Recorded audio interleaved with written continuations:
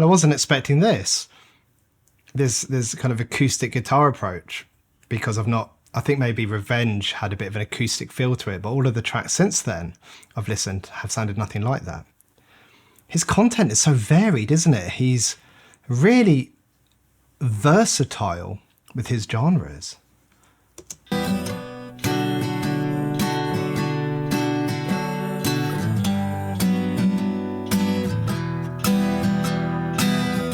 Depression and obsession don't mix well.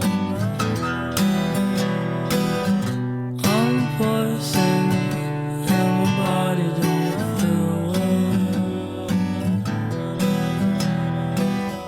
I ate it inside and out. I feel my stomach.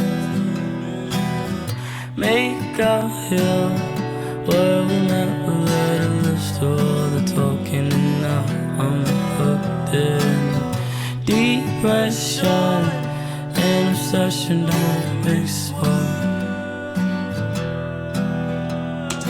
I can tell you what is mixed well, though. This track, there's voices and harmonies coming from everywhere.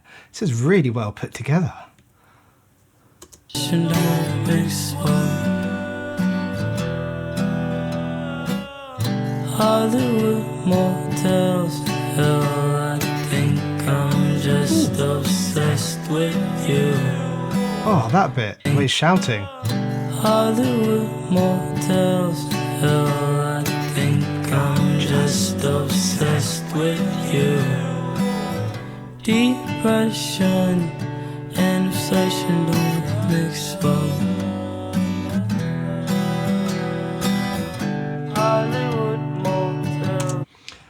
Depression and obsession don't mix well. I mean, he's right, they don't.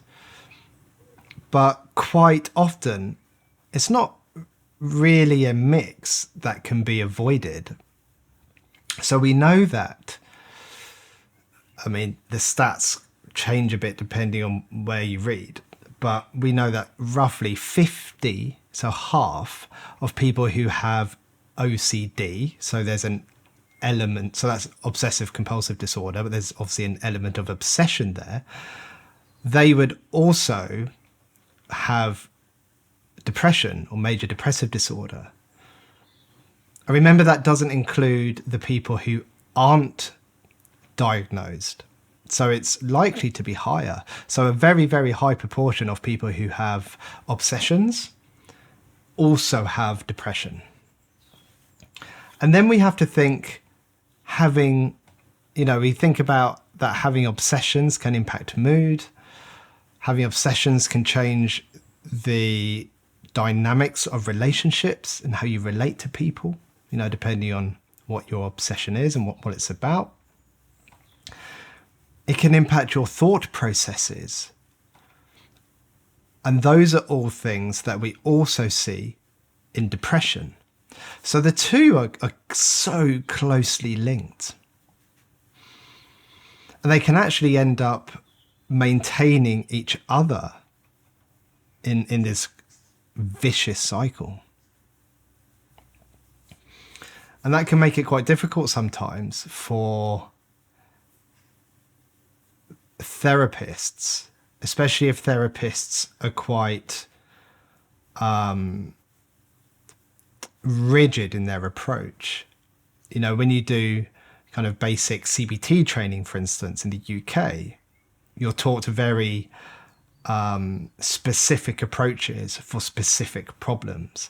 So if someone presents with depression, then you have an intervention for depression. If someone presents with OCD, then you have an intervention that works well with OCD. But we know these things are so interrelated. How do you know which one to pick? I mean, that's not the only way to do therapy. In my experience, as therapists get more experience, then they start looking at the commonalities and the processes that actually underlie the problems. And then they target those processes, and that kind of generalizes out into the problems.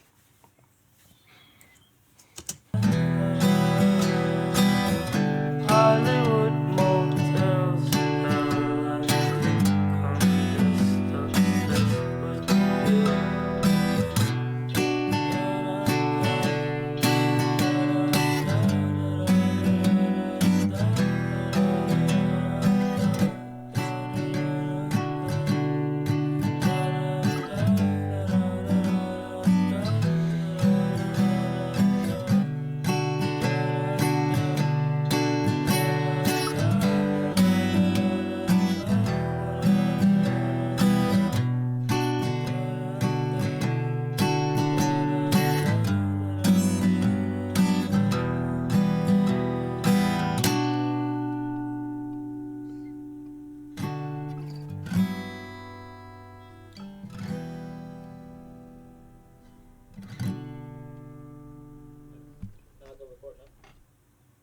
Oh, I didn't catch what he said at the end there. Maybe someone can let me know. He conveys so much in such a short amount of time. I mean, that track was 2 minutes 25. But we get a sense of what he was trying to convey. You know, that's the beauty of music, is that it's more than just the words. Like if you just saw those words written down in a book, it wouldn't have the same impact as this. It's the instruments, it's the tone of his voice, it's how things are said, it's the silences and gaps between what he is saying. And it kind of sounds like in this one, it's to do with a girl, I'm guessing. He says, I ate her inside and out. So that's like he has consumed all of her. And then he says he could feel his stomach turning. And he also says something about his body feeling poisoned and not feeling great or not feeling well. So whatever is going on in his mind is likely bringing up emotions such as anxiety, disgust, maybe sadness, that it's having an impact on his body. And we see that all the time, don't we? You know, you've probably experienced it for yourselves. We see it in the literature. I hear about it from people in my clinic, that mind-body connection. You know, some of us feel it more in our minds with racing thoughts or rumination, so playing things over and over again in your mind. Or some people get really somatic, you know, so they hold a lot of physical tension. They have gastrointestinal problems. And sometimes these physical problems get diagnosed as kind of medically unexplained symptoms. You know, there's no actual physical disease that would cause them to feel that way. And if it is about a girl or a relationship with a girl, then it's really hard to have that stuff in your head and in your body just kind of going round and round, you know, especially when it's about another person, because you have very little control over them. And by acting on your obsession, so doing something to act on your obsession to try and reduce that kind of experience you're having, that unpleasant experience, can actually end up driving that person away, which then brings loads of other difficult stuff with it. And again, you can get caught in these cycles, and you can see how easily that can turn into frustration with yourself or frustration with the other person. It can turn into anger, it can turn into guilt, it can turn into depression. And the obsession stuff is still going. You know, like he says, that it's not a good mix. It's really unhealthy. Right. I think I've said enough on that one. I'll just offer that I've worked with people who experience depression and obsessions, and we work well together, and they go on to live really meaningful lives. So there is a hope out there. If you relate to this song, reach out to someone. There are things you can do. There are things that can help, as I just said. I think that's it for me with this one. Take care, everyone. Goodbye.